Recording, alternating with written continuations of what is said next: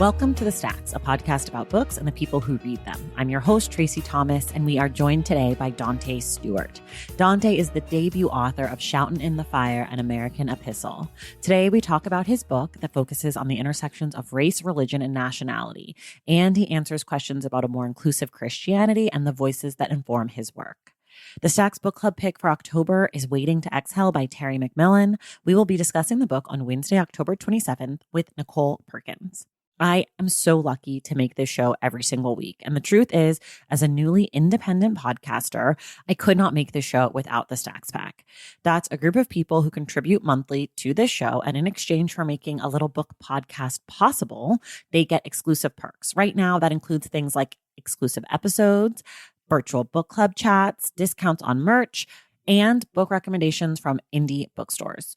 All that is to say, if you like the show and want more of it, consider joining the Stacks Pack by going to patreon.com/thestacks.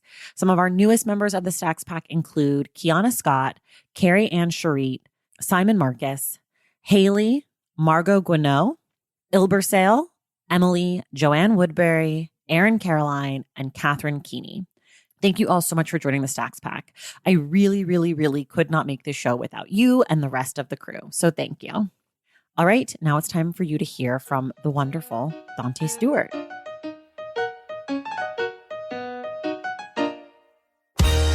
All right, everybody, I'm very excited. Today we have debut author of Shoutin' in the Fire, an American Epistle, Danté Stewart. Welcome to the Stacks. Yo, what's up, Tracy? Good to be with you, my sister. I'm so excited that you're here. This is really a treat. Yes. I have only 100,000 questions for you. So I'm going to try to get it together and ask you the really good ones, but I have so many questions.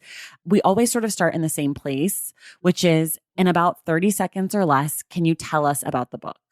Yeah. Cool. So at a 30,000 foot level, because that's, if I'm on an airplane, if we traveling in the airport, and I'm going to pitch my book to you. Yes. I'm going to tell you, just like I told the people when they were deciding on if they wanted to take a shot on me or not. So at a 30,000 foot level, my book is a real intimate, vulnerable, honest wrestling with the question, what does it mean to be Black and American and Christian? And the ways in which those identities and my own kind of lived experience intersect in the most beautiful and terrible ways possible.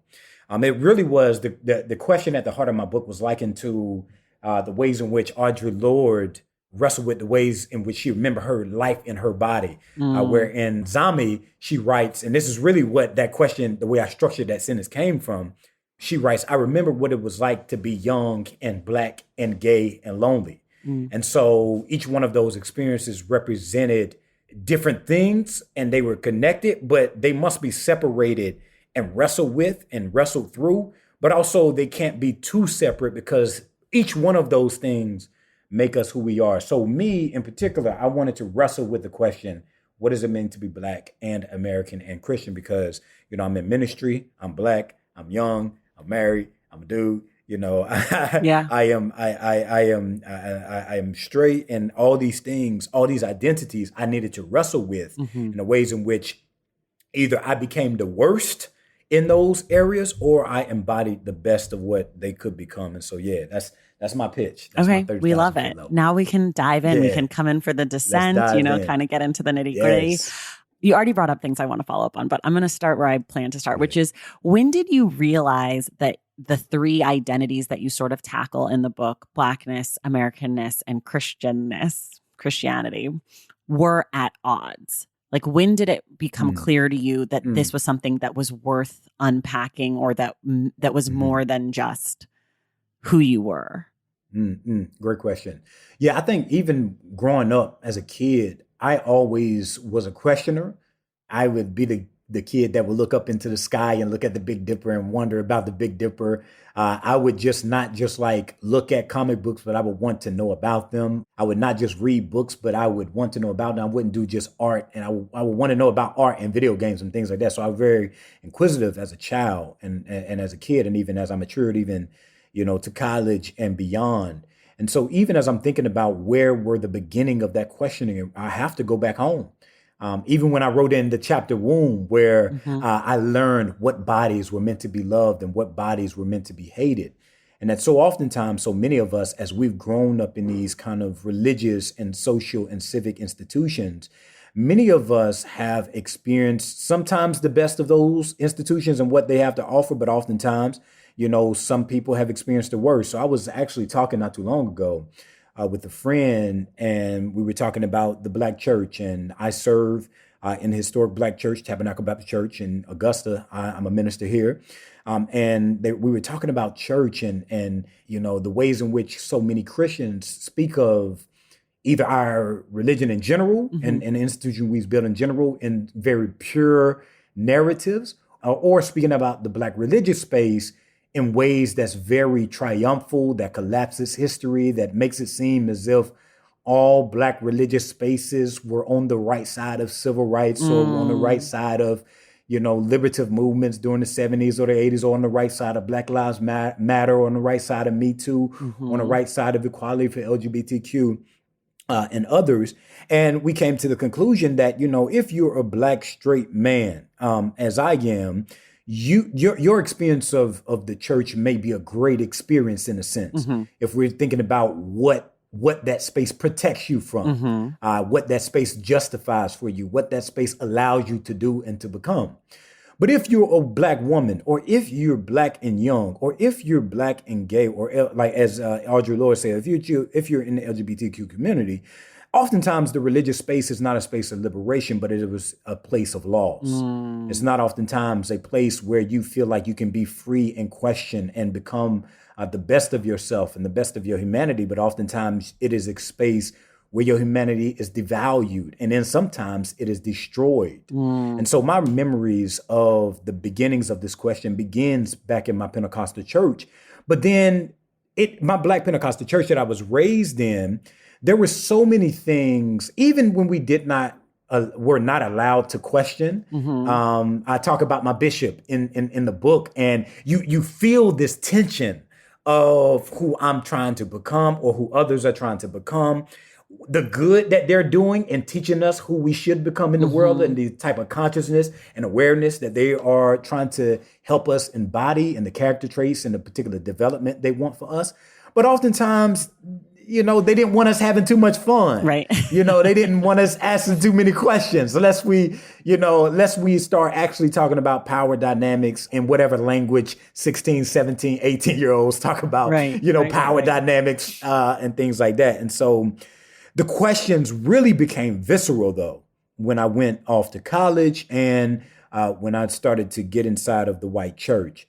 There's so much that our Black religious spaces protect us from that we are not forced to deal with. And that's a beautiful, beautiful thing. I want my children to be able to grow up in a world where they feel like they can have a childhood. And too oftentimes in our country, our childhoods are stolen from us, either because if we're thinking about Black girls and Black boys, either we are sexually assaulted and are sexualized way earlier than we need to be, or you think about that young Black kids, as my students had to do, have to wrestle with what it means to look at live or be reminded of the ways in which your body is hated within your country.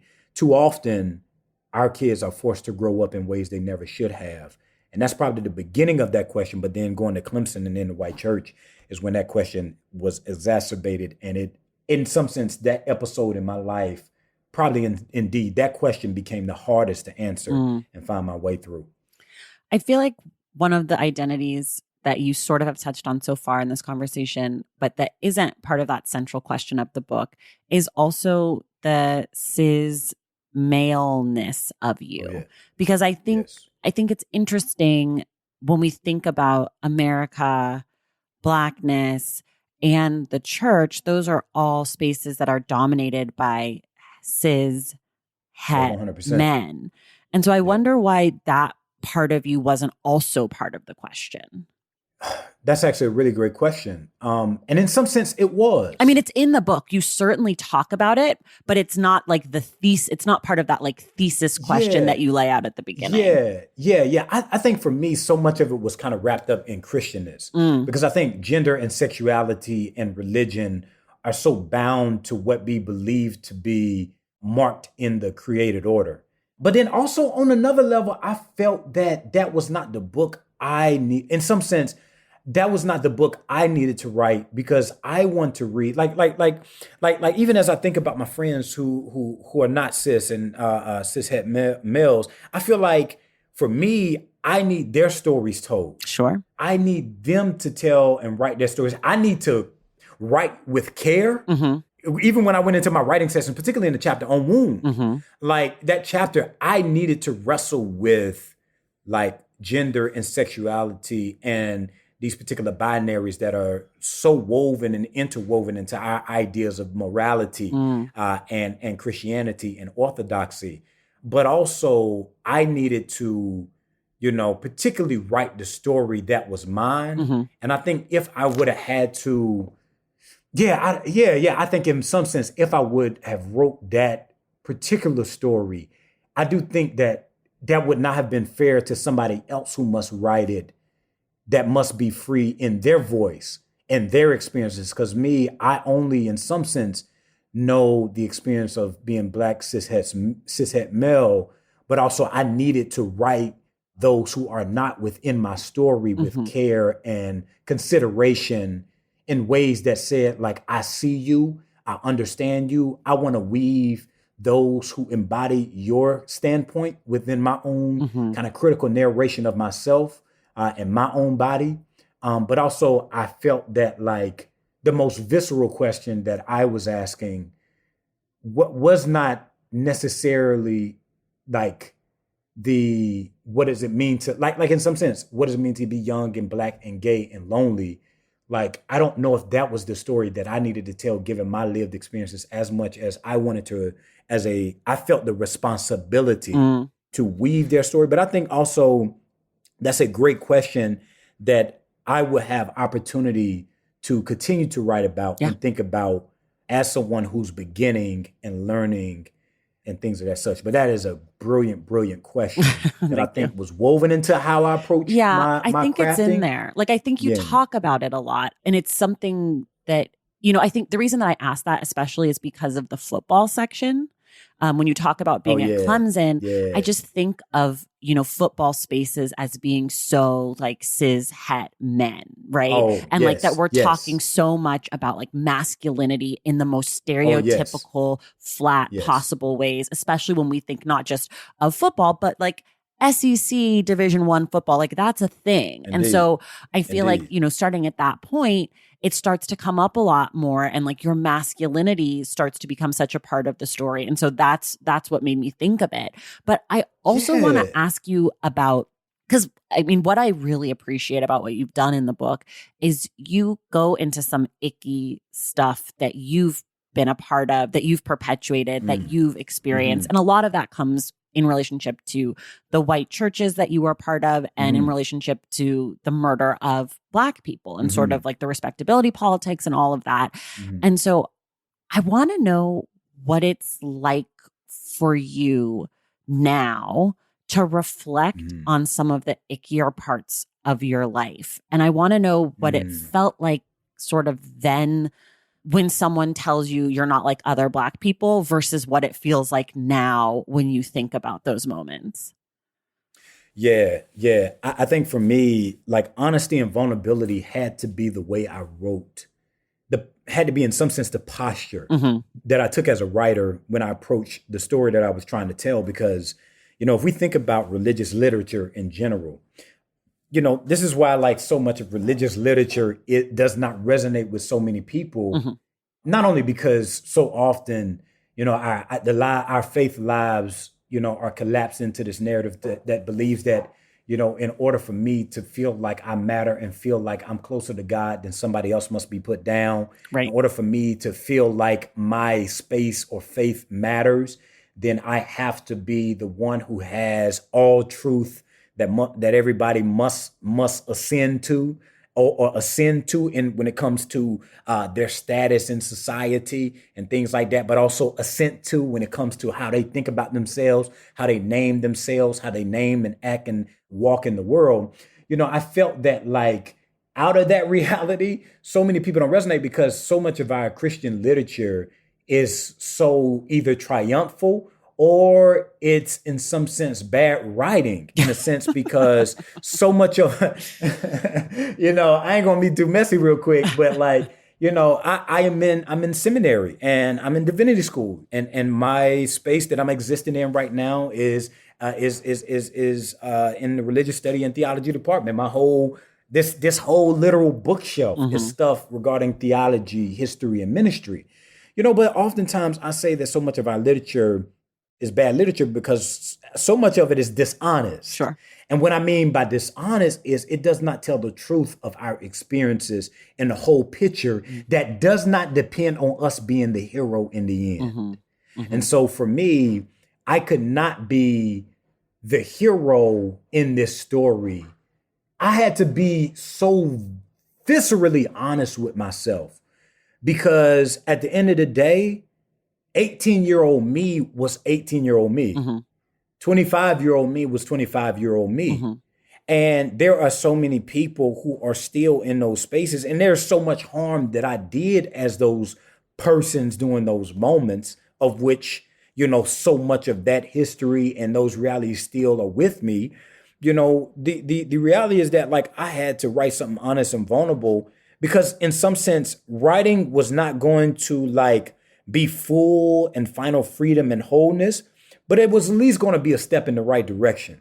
Right. And as a Christian, I felt like I had a responsibility to be as honest and vulnerable as I could, because I believe that at the heart of my faith, at the heart of my orientation toward the world, the way I make meaning, is the reality that vulnerability and honesty is a pathway to liberation and not a pathway to losing and failing. And in some sense, failure is a part of that story as well, of which I did some incredible failure. You sure did. Whether it was an athlete or whether it was as a husband or whether it was as a friend or whether it was as somebody who performed a certain type of blackness for white people, or whether it was a person who, in some sense was weaponized and became a weapon and used it against us. That person of who I still am, because I'm still Danté. That's a part of my story. That's who I am. But also I felt like the way to freedom was saying, this is who I was, this is what I became, and this is the ways in which I change. And the story I want to tell is that change for us is possible. It's messy, it's hard, but it's possible. In the life that we want, the value that we seek is in our change. As Octavia Butler would say, God is change. And so it's this change that we find meaning in faith that I felt like, I needed to do.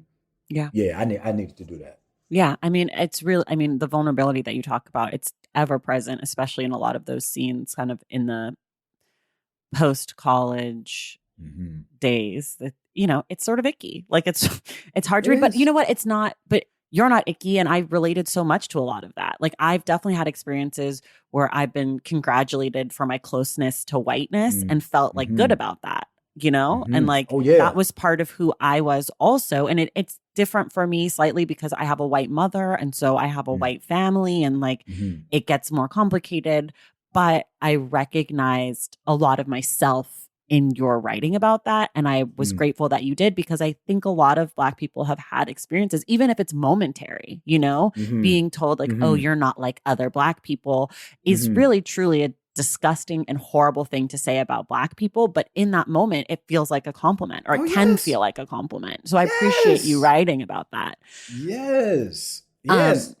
Go ahead. Because we could talk. We could stay there. Like we could stay there. But let's stay there. I don't have to. I have nowhere to go. Because I was talking to one of my boys, my best friend Josh Watson, my boy, one of my teammates, and he was like, "Yo, bruh, I've been reading your book," and he was like, "Bruh, this thing has been really resonating with me because, like, so often." And me and Josh, we were roommates. That's my boy. And he said, so often, we gave so many people ourselves and believed that in giving them ourselves, they were finally going to make us worthy. that we were finally going to be accepted. We were finally going to be able to prove our worth and our value. And he was like, bruh, you can't put, and I literally was talking to him and I'm like, hey, bro, hey, hold on, like, dog, let me go get my journal out real quick because I need to write this down. And he was like, yo, you can't put like your worth in other people's hands. He's like, yo, like we live so often for that praise. Because like, as I grew up in the Black rural South, you know, the message that we inherit, I talk about these stories, you know, that we inherit, that we are simply performers in. To be in the Black rural South, oftentimes is to believe ourselves to be less than or backward or wayward. And so it's like, I personally come from a small town, St. Matthews, South Carolina. I was in between St. Matthews, South Carolina, Swansea, South Carolina, and Sandy Run, South Carolina. You know what those in the Department of Education called our area? They called it the corridor of shame. Oh my God. That's what they called it. We were at the bottom of the bottom when it came to education and the likes. You know, it was not because we couldn't attain, because we are graced with Viola Davis, and we are graced with Michael Coulter, and we are graced with Alshon Jeffrey, and so many wonderful, wonderful people. That's Yeah. Me and Alshon, that's my dog. That's my dog. That's he my used boy. to be We my grew up wide together. receiver when I played fantasy football, which I've since given up. Hey, yeah, that's When my he was a boy. That's bear. my dog. Yeah, that's my dog. That's my dog. We are graced with that, and we never believed ourselves to be locked into some type of corridor, and that the story of our lives were, quote unquote, was simply a story of shame. But that's what other people thought about us, but it oftentimes affected how we thought about ourselves. Of course. So when people say, you know, hey, like when it's time to go for signing day and like, hey, let's go play some football. We playing football. It's not like, yo, let's go to the HBCU, which between Orangeburg, South Carolina, between Columbia, South Carolina, Denmark, South Carolina, and the surrounding areas, it's full of HBCUs. It's full of Black history and Black excellence and Black creativity. But so often we inherit this story of like, yo, you got to get away as far as you can from the spaces that made you in order for you to make it in a world that does not love you. And so you have to become that type of person who put your worth and your acceptance in other people's hand. And you learn that, guess where? You learn it at church. You learn it at school. You learn it when you're disciplined. You learn it when you're on the football field. And so we believe that, you know, to be closer to success and to be closer to God and to be closer to ourselves is to be distant from Blackness, to be closer to whiteness and white social space. And so like, that's something that I felt like, yo, I had to go there though. Because it was a part of so much of what I gave to white people during those critical moments in white churches was in some sense me trying to find ways to cope with my lack of self-love and self-respect. And there is one quote by June Jordan, yo, that thing, it just blesses me. She says, I am Black. She says, I am a feminist, you know. And my ideas, I'm paraphrasing her. She says, my ideas of being feminist are as much in the same meaning of my idea about being Black. And it is this, that I need to love myself and respect myself as if everything depended on self-love and self-respect. And my boy, when he was like, bro, I can't go to Woon yet because I'm on a flight. I got to go back to Hawaii, bro. I ain't want to start reading it and miss something, you know. So he was like, hey, bro. He was like, hey, dog, like your joint really told me, like the heart of your book is that. It's like, we Black folk ain't got to be like them. We ain't got to be accepted by them. We ain't got to do this. We ain't got to do that. We can love ourselves. Yeah. We can respect ourselves. Yeah. And as if everything depends on it. So I'll stop right there. No, that's okay. I think you're right. And I think like sort of the ways that the stories are written about us, not physical stories written about us, but like the ways that the story is told to us about what it means to be Black and who is Black and what that looks like. I think all of that plays into it. You said like, you know, you learn it in church, you learn it at school, but you also learn it on TV. You learn it about the ways people talk about successful, quote unquote, Black people versus not quote unquote successful Black people. Yeah. But I sort of want to flip this question and kind of rotate it to another part of your identity. I should be forthcoming with you. I was born and raised as Jewish. My mother is Jewish. My father was Christian, but he left the church I think he had some issues with the whiteness in the church, but he was his mother was a Baptist, and they're from the South. Anyways, long story short, I think some of the things we're talking about worthiness when it comes to Black people and a proximity to whiteness, I think there's a similar sort of situation when it comes to Christianity, like a worthiness and a closeness to the cis-het patriarchy. That whole thing is so deeply entrenched in Christianity, and, you know, judgmental in the same ways we're talking about, exclusionary in the same ways we're talking about.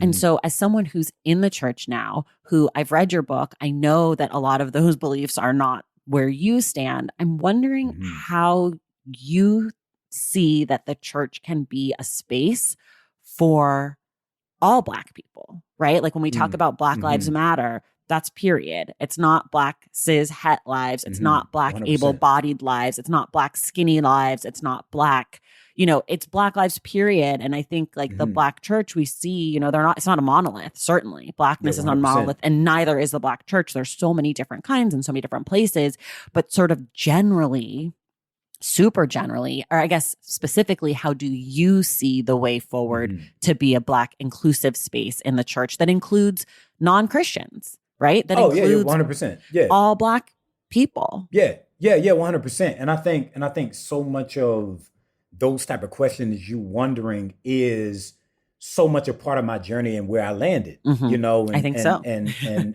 it really was, you know, we always stumble and fall into being better. Yeah. You know, becoming more mature and becoming more whole.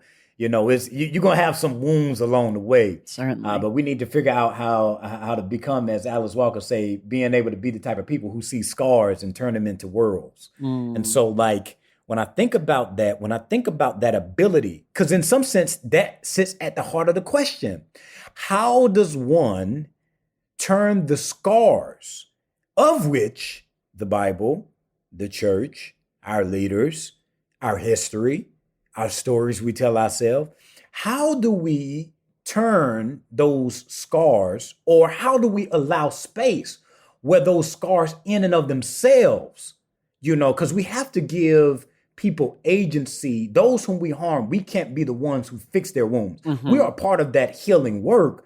But, you know, when we harm people, then that should kind of change our orientation toward them. We should allow them dignity, agency, and power within their own stories to be able to, in some sense, work for their own freedom given their context. But because I am a minister inside of the church, and this is part of my context, I will say that, like, in some sense, I think we have to read the Bible better. Like, I take the perspective that there are many problematic passages and places in the Bible where we must say that does not reflect the heart of God. And in some cases, because that does not reflect the heart of God, then that cannot reflect the way we embody our faith. You know, oftentimes, you know, the Bible has been this almost, as we was talking about in class the other day, a borderless text, a text in which transcends boundaries and borders, a text that transcends the ability to be criticized, a text that transcends the ability to be wrestled with. But I think it's in the ability of wrestling with the text within our own stories and within our context that keeps this conversation alive and going. So much of my understanding of the Bible used to be very white, you know, very white, very conservative, very in those kind of frameworks, those traditional frameworks. Like my professor, Walter Fluker, say, he laugh all the time. He say, you know, he's Black professor. He says, you know, I used to be a white evangelical, you know, as a Black man. And I was the same way. And so being that type of person, embodying that type of tradition of faith, those traditions, our traditions always have with them ways that we talk about authority. And those authority and that story is always bound to power dynamics. As I write about what bodies are meant to be loved and what bodies are meant to be hated. And so if the church is to become a space where, you know, love, you know, that makes us free and whole and better can be a living reality and not just an abstract principle, then we have to do the critical work of thinking about our sacred text and the ways in which we need to be dislodged from it, deconstructed, and hold on to it. You know, because within any piece of literature, whether you believe it to be sacred or not, that piece of literature, that story, in some sense, is given authority by the community to which it which ascribes it authority. You know, Tony K. Bambar and Toni Morrison are given authority, and James Baldwin are given authority. You know, yeah, their authority is universal in some sense, in some capacity, but it's oftentimes they're given the type of authority they're given because we resonate and we're given meaning within those stories. Sure. Flannery O'Connor, or somebody like Walt Whitman and things like that. They're given authority because their communities ascribe them authority. And so for us, I think we have to do that critical work of reading, but also rereading and re-narrating that story and trying to find better ways to think about ourselves and our faith. And that, in some sense, begins with how we relate to the Bible, not as a rule book, but a book of stories of which can, help us understand meaning in our own stories, but oftentimes, needs to be, deconstructed. Yeah. There's a story of Howard Thurman, the great mystic, who wrote Jesus and the Disinherited, says Christianity became the religion of the oppressor and the powerful. Should not make us believe that that was the case in the mind of Jesus. And oftentimes our religious traditions, be it Christian, be it Judaism, be it Islam, be it Buddhism and the likes, so often our traditions, because of history and our inherited stories and the ways history shapes things, they oftentimes are not in line with the best of our traditions. Right. And I would say that, that too often, we believe that our traditions are pure and they're purely moral and things like that. But I'm saying, we need to criticize our tradition and we need to try and embody the best of our tradition. And I think for me, so much of that was expanding the canon. We talk in canon language in literature and in religion. A canon is simply a body of work that a community ascribes meaning and guiding principles. This canon kind of guides how we think about our own self-identity and self-conception and what we want to embody in the world. And so for me, whenever I got to the point where I was like, it's time for me, to leave these white spaces. It's time for me to reimagine my faith. It's time for me to try and tell a better story. Then I could not continue to listen to the same voices. I needed to get better voices. If we want to experience a better faith, we need better voices. Right. If we, that does not mean that we're going to indeed that is going to actually happen all the time. But we do want to position ourselves that we embody the best of what we can become. Mm-hmm. And that means that I needed to give up, those white voices and those white men, those white, straight men, those black straight men. I needed to go to black literature. I needed to read queer theology and queer theory. I need to read Judith Butler and have Judith Butler in conversation with Katie Cannon, or Judith Butler in conversation with Jesus. Mm-hmm. I needed to have James Baldwin in conversation with Jesus. I needed to go to Tony K. Bambar and see the ways in which the lessons that the children learn on the street can be the same lessons that I learned from children that I'm teaching at a private Christian school. I needed to learn that the same sermon that Baby Suggs was preaching about loving your flesh could be the same way that others around me could love their flesh. Right. And that I could become better at talking about the ways in which my faith does not love flesh. And we need to have a little bit more body and a little bit more flesh in the way we think about ourselves. That meant that I needed to go to James Baldwin and look in the fire next time and say if the concept of God cannot make us more free and more loving, then we need to get rid of it. And so being critically examining the ways in which my faith did not make other people free, but oftentimes kept them bound. I needed to take on better voices through Black literature, through Black arts, through our dancing, through Black studies, through so many different spaces. I needed to go back home to my Black Pentecostal upbringing that I oftentimes devalue because they had something to say. And as Terrion Williamson writes in her book, Scandalize My Name, that their world making, the worlds that Black people make, is as much a starting point as others. And so for me, I think answering your question, can the church become a space of healing? And if it can, how can it become that space? We need to take on better stories. There are aspects of our faith that we need to deconstruct and dismantle. That if our traditions and our theologies and our ideas about what is right and what is moral and what is beautiful and what is creative and what is loving, if these ideas that we inherit and embody does not make us more loving, does not make us more humble, does not make us more free, then these ideas must be dismantled. Because last time I read, Jesus says in John 10:10 that the enemy, that the thief comes to steal, to kill, and destroy. But I have come in some sense in resistance to those ways of stealing, killing, and destroying, the ways in which our traditions and our institutions and our own individual lives oftentimes steal from others, steal their dreams, steal their money, steal their land, steal their resources. We often kill their bodies. We kill their dreams. We kill their ability to love and be free. We oftentimes destroy their bodies, destroy their personhood, destroy their humanity, destroy their ability to have a voice and find a home in our communities. If indeed, though our religions and our ideologies and our traditions are those that steal, kill, and destroy, and Jesus says that he came to have life, if what I embody in my faith does not bring life, then I need to get rid of it. Yeah. Because it does not help me and it does not help anybody else. Valentine's Day is upon us, and I've got love on the brain. Love for books, duh, of course. Hello. Did you forget what podcast you're listening to? I love bringing you all great reads, exclusive author interviews, and behind the scenes book gossip. But I can only do that with your support over on Patreon and Substack. Our Stacks Patreon community, also known as the Stacks Pack, is where you can go for book club meetups, a private, very active Discord, and a year-long mega reading challenge to help you achieve all your reading goals. Plus, you also get that monthly bonus episode. Now, over on the Substack, you can subscribe to my newsletter, Unstacked, where I keep the book conversations going. I also give you a healthy dose of sports and pop culture, definitely some hot takes happening over there. And again, that bonus episode. If you don't have a few dollars to spare, don't worry. There are free options on the Substack and the Patreon to get you a little extra Stacks magic. Making this podcast is a total team effort, and by supporting my Patreon and my Substack, you allow me to support my amazing team that makes the show possible every single week. So if you or your friends are looking to meet other book lovers and support this indie podcast, come hang out with me on Patreon, Substack, or both.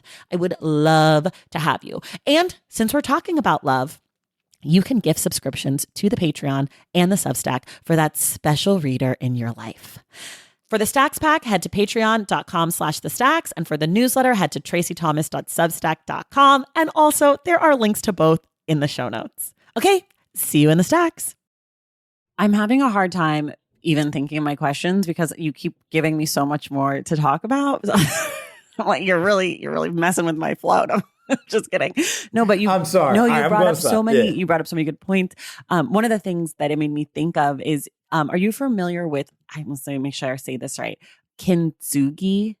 Have you ever heard that? It's the Japanese pottery where if like a piece breaks, the joint that's broken and you put the gold in. Oh, girl, don't make me preach. I'm about to preach. That's what made me think of. I mean, that's what you're saying made me think of is like, if we don't have the right things, we got to break it and like let the good stuff come through. Like I was visualizing like the gold in between some of the shit. There. But I think, God. And one of the ways you talk about this in the book, it's sort of like a little glimpse of like a way to change the thinking. At least that's how I read it, was when you talked about how rage is part of the gospel and how rage is like the good news and the rage is there. And I think like one of the things, I went to Catholic school, so I have a little Christian understanding. Yeah. It's, again, not my religion, not my thing. Like, I'm really not that religious. I love a tradition, but I don't particularly care for doctrine so much. That being said, one of the things that has always irritated me as a cynical person is how obsessed Christianity is with this idea of love, which to me feels really antithetical to a lot of the text. Right? Like so much, especially the first or the Old Testament, the Hebrew scriptures. Again, a Jewish person who went to Catholic school, we studied this stuff. But like there's really not a lot of love there. And I know that like a lot of the Christianity stuff and like the Jesus stuff is in the second half, and that's like where the love comes through or whatever. But I think that like if you're religious book is based on two texts mainly, right? The Old and the New Testament. And the Old Testament is basically about like being vindictive, killing things, starting over, burning the shit down.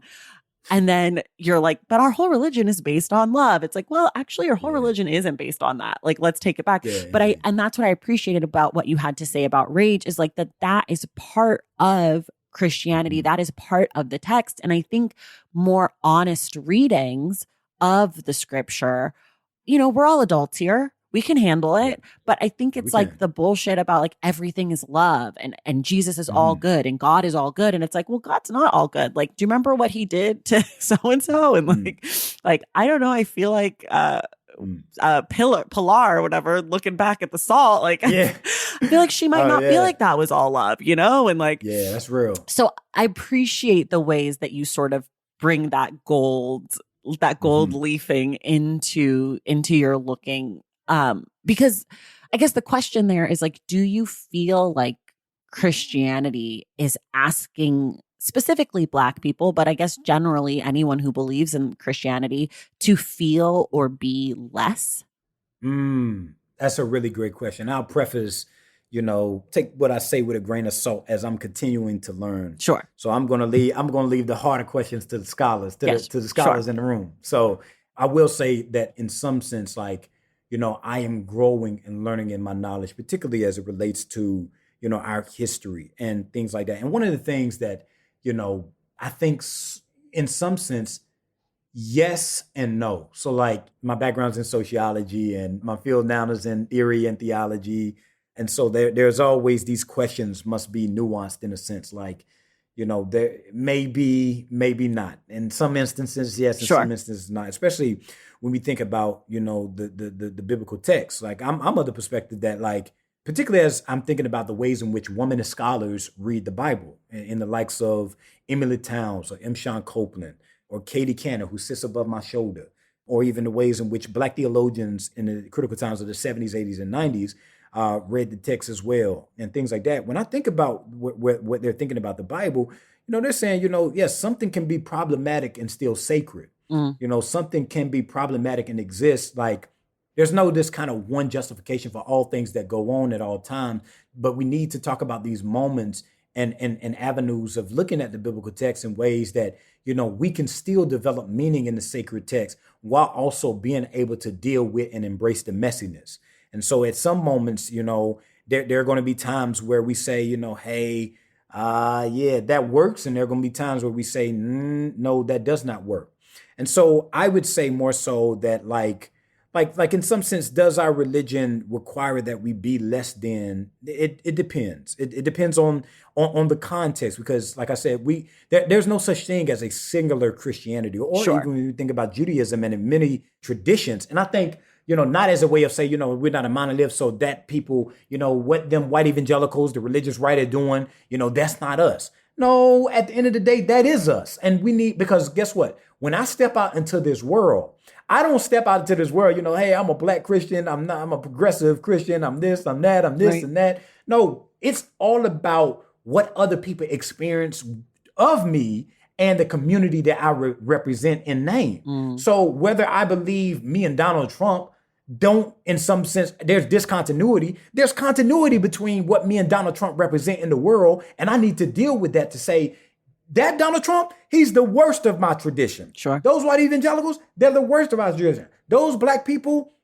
who are upholding those who hate, who are anti-LGBTQ, those who uphold the ways in which Black men assault others and justify their domination of others, those who, in some sense, devalue others, they're the worst of our traditions. And it's inside of that, not distancing myself from them, but saying, okay, there's continuity and discontinuity, and that's the complexity, that's the tension of living, that's the tension of faith. It is in that we're better able to embody what we believe to be the best of what we can be and can become. And so this is why I felt like rage was so necessary for me to write about, because the kind of public idea of Christianity, especially when you're thinking about Dylan Roof, when you're thinking about, George Floyd, when you're thinking about, oh my goodness, with Botham Jean and his younger brother, I was absolutely fuming at his brother hugging that white girl in quote unquote forgiveness and in some sense looking at the ways in which many in the Christian community responded to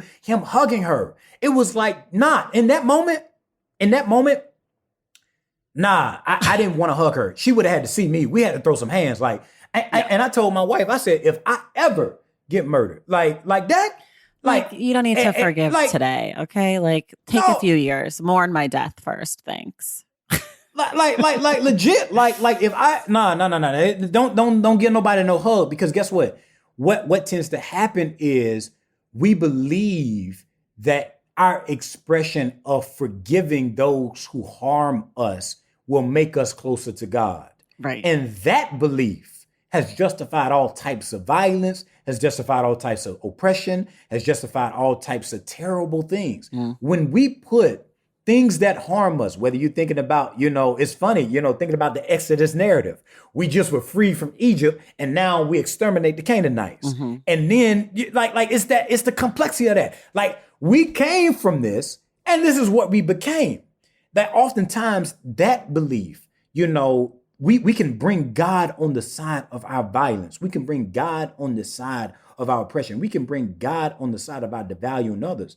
And I felt like, in some sense, I didn't even, like, a part of me wanted to go to the Bible because I talked about the story of Nehemiah and the ways in which, if somebody was like, you need to reread the Bible, and I wanted to do that, that's what I was doing. I wanted to do a certain type of rereading to say like, rage exists at the heart of what we want to talk about when it comes to our faith.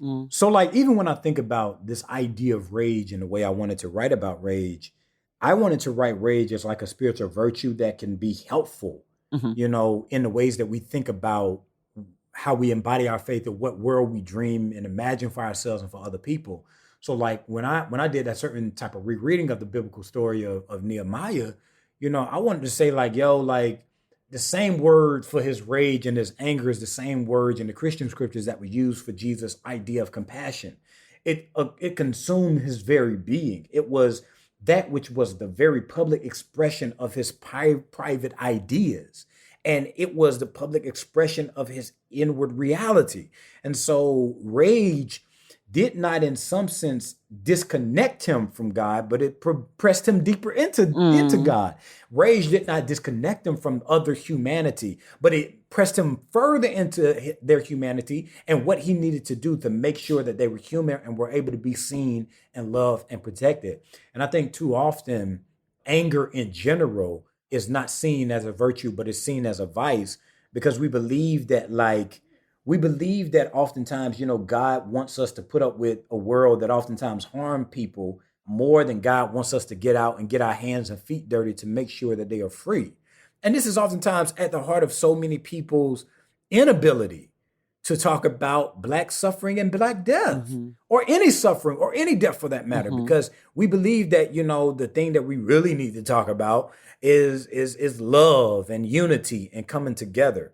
But as I'm reminded of, of the sister, I can't remember her name. She said, unity is good, but freedom is better. And I think, in order for me to get to that better, then I need to have something within my arsenal, that allows me not to just lie or about reality or make reality a fantasy, but would make me like be honest, like, like the situations that many people find themselves in our country, in our churches, in our institutions are not right, and they need to change. And that I need to use whatever art and creativity or theology or witness that I can do, or friendship that I can be, or whatever. I need to use whatever I can that I have been given as a gift to make other people free, not as, something that's just simply, to be like, let me get mine, I'm good over here, but nah.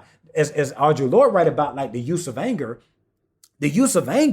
is to break the silences. And Sister Outsider, where she talks about at the end of the transformation of silence to language, that there are so many silences to be broken. And the way I wanted to write about, rage is to, in some sense, contextualize it and historicize it, because I talked about the difference between white rage and Black rage in our public memory. The ways in which we remember white rage, and oftentimes when Black people are angry, we're not judged by the anger and the visceral feeling that we feel when it comes to being in a system in a country and oftentimes in churches and communities that devalue us and disempower us. But oftentimes we're judged against the terrible things and ways white people have become. And this is the response that people have because they know what white people have done and they don't want to, quote unquote, allow us to have that same power. And so even the ideas of rage and anger and religion and what we embody in some sense is very anti-Black in the way we think about it. Or in some sense, it's very triumphant and abstract because it just simply says, you got to forgive. You can't be angry. You got to forgive. You got to forgive. You got to forgive. Well, I'm just not there yet. I may not be there yet, or I may not want to.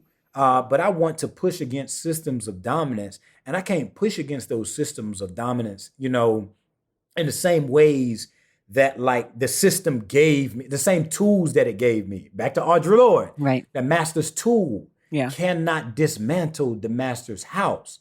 And what are the tools that we've been given, especially when we think about anger? I think that there's no room for it. Yeah. And for me, talking about rage in that section of my book was trying to figure out in conversation with Carol Anderson, in conversation with Audre Lorde, in conversation with Jesus, in conversation with Fanon and Angela Davis and Fred Hampton, and even, back in the day to Richard Allen and even today to Black Lives Matter. I wanted to think about the relationship between the Bible, the body, Blackness, and rage that can be life-giving, that just doesn't simply say, you need to just simply, quote unquote, love and everything will be okay. Because in some sense, rage can be an expression and is fundamentally expression of love, because I want people who are mute and invisible to be broken from the silence and be free. Yeah. Okay, this is like such a hard turn because we have to talk about writing, but I don't have a graceful transition. So that's cool. Before we get to like the actual writing part, I want to know about the title of the book. And I have a very specific question, which is the title of the book is Shoutin' in the Fire. And I think you do a great job of explaining that in the book. So I'll leave that part to the reader. I want to talk about the subtitle, An American Epistle. Why did you pick epistle? Why didn't you call it a memoir? What was that choice? Because I know that's a choice. Yeah. So that choice was really likened to Baldwin, really a nod to Baldwin and The Fire Next Time. And even the Black tradition that I come from. So much of Black writing and our literary traditions are rooted in letters in some sense, very intimate, personal writing that in some sense, were creative essays, was memoirs and things like that. It was a nod to that tradition and that type of writing that I come from. So really doing it as an epistle, was saying like, these are my letters to myself. These are letters to Black people. These are letters of love to Black people. These are letters about what I think about Jesus and Black religion. These are letters to white people and what I think about whiteness and white supremacy. These are letters to my younger self. These are letters to my children, to my wife, to Black writers that I come from. And so I chose that epistle, for that, but also I thought it sound good too. Like when it come off the tongue, it sound good. When people see it in stores, an American Epistle will make them go like, I felt like memoir was like, I felt like it wasn't like creative in a sense. Like it just, you can't just be like, Shouting in the Fire, a memoir. That just don't feel good. That don't feel like creative. But also it was about Kiese's joint, an American memoir, the way he did it and the way he kind of flipped the American memoir on his head.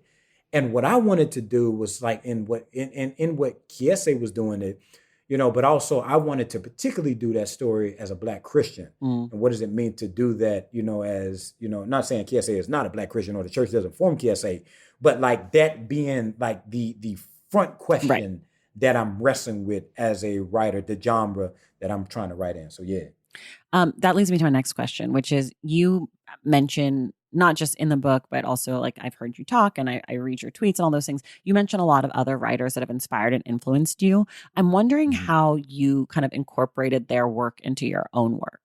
Yeah. Well, first of all, I felt that like we were talking earlier, like if we want to embody better, then we need better voices.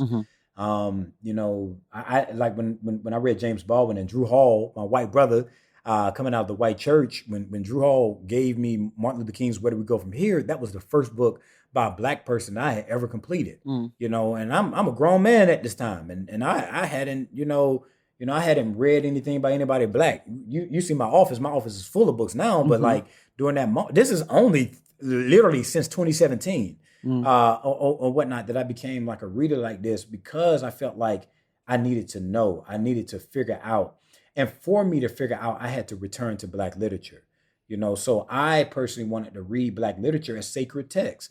That when I think about sacred text, I think about the texts that give us meaning, that shape how we name, see, and act within the world, that shape our vision and values, that shape the best of what we want to become. And so, like, I needed to go to like Alice Walker to understand my mother being a nurse, Mm. and the ways in which, in her joint, In Search of Our Mother's Gardens, she take that which was used against Black women, the term womanish, and she made it into something beautiful that changed generations.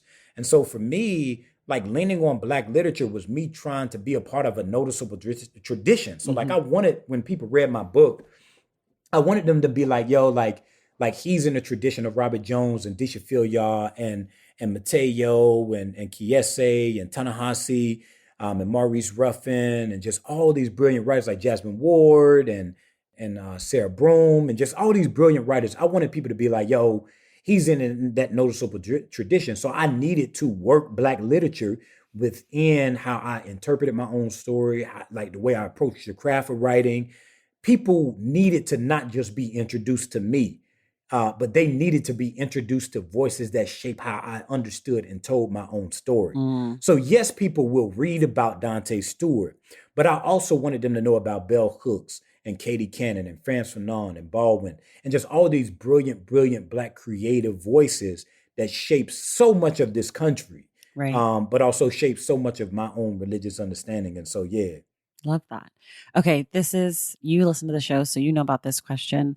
How do you like to write? Where are you? How often? Do you have music? Mhm. Are you eating snacks? Are you drinking beverages? Are you Yeah. lighting candles? Kind of set the scene for how Yeah. you write.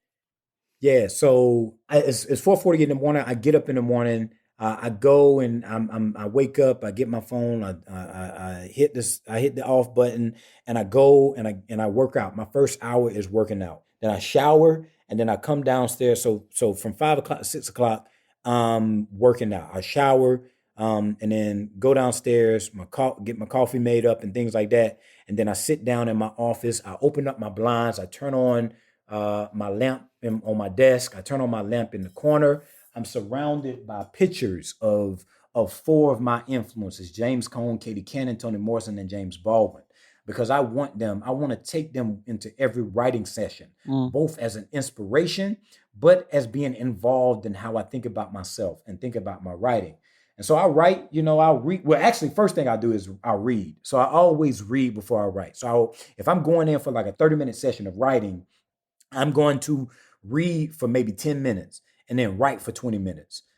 I wrote my whole book that way. Wow. I'm gonna read for like 10 minutes and I'm gonna write for like 20 minutes. So like when I was writing my last chapter, my reading sessions consisted of reading every last chapter of Jasmine Ward's books. So I'm reading constantly, and I'm Mm. going over and over and over and over again. As I'm going through certain sections, I'm reading Robert Jones' joint, The Prophets. As I'm going to different sections, I'm reading the way Disha did her short stories, and things like that. I'm reading the way Sarah Broom built worlds and N.K. Jameson built worlds, or like the vulnerability of Kiese. Mm-hmm. Because when I get finished with whatever I'm getting finished and getting done with that, I want people to notice that. I want them to feel that. Mm. So I hope by the time you and others finish, that you felt like, okay, yeah, I could see Kiese in this. I could see Jasmine in this. I could see, Sarah Broom in this. I could see them. I could see Baldwin and Morrison, but also, this is his. Yeah. This is his. And so I'll do that. And then this is the most important part. I write to the same music. I wrote my Ooh. book to one song. I read my audio book to one song.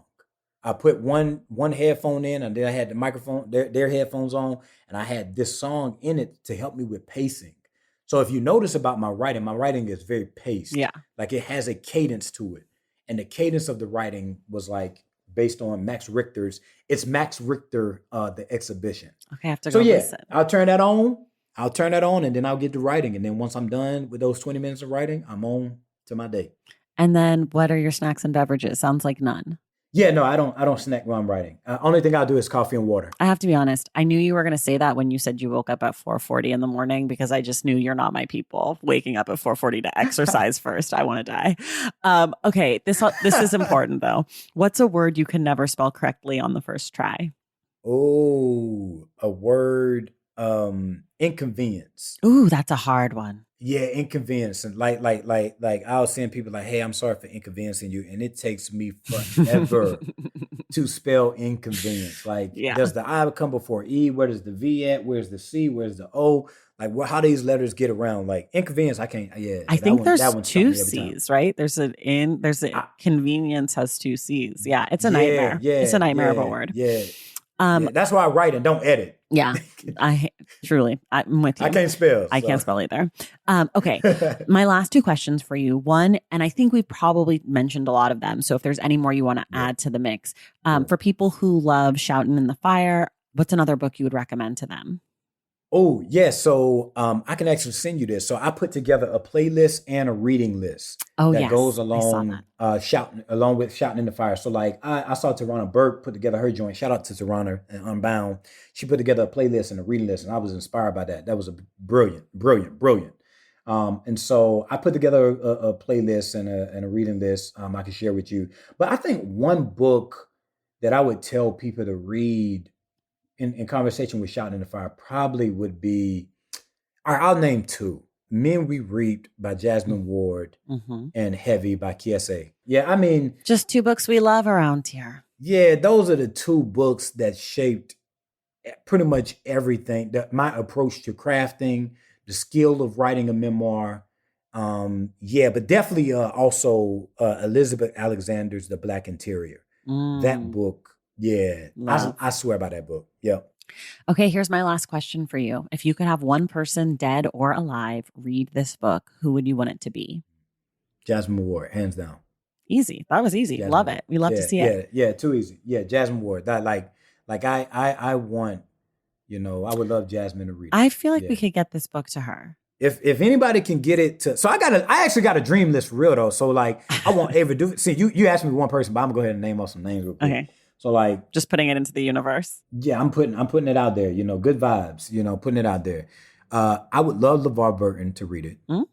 I would love Ava DuVernay to read it.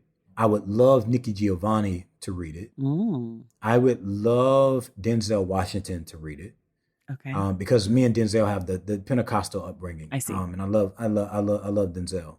Of course, the Obamas. I would love the Obamas. Of course, have the Obamas. gotta have the Obamas. And also, you probably have to throw in Oprah. I feel like while we're doing it, of course, yeah. Like I'd be like, hey, Oprah, like I want Oprah to read it and be like, hey, what if I look up and get like a book club join, like Oprah, like show me some love. Like I want Oprah to read it. But more than anybody, I ain't gonna lie, and he can't read it because he has dementia. Like I want my granddaddy to read this joint because I felt like my granddaddy and my grandma. I want them, and like you know in the book, I want them to have this and read this, and they're upper 80s, and so they're on the back end of life in some sense, and I would want my granddaddy to read this book. I wish I could travel back in time when he had that mental capacity to do what he do and to be able to like show him what I became, and things like that, because he don't know me, he know me, but he don't know me. Yeah. So yeah. And your grandparents are really great parts of the book too. Some really great chapters. Yeah. Okay, everybody. On that note, sort of a little somber, but it's okay. So is life. Danté's book is Shoutin' in the Fire, an American Epistle. You can get it anywhere you get books. It's out in the world. Danté, thank you so much for being here. Oh, yeah. It's been a blessing. And I count it a great gift to be able to converse with you and be with you in your community. Thank you so much. And everyone else, we will see you in the stacks.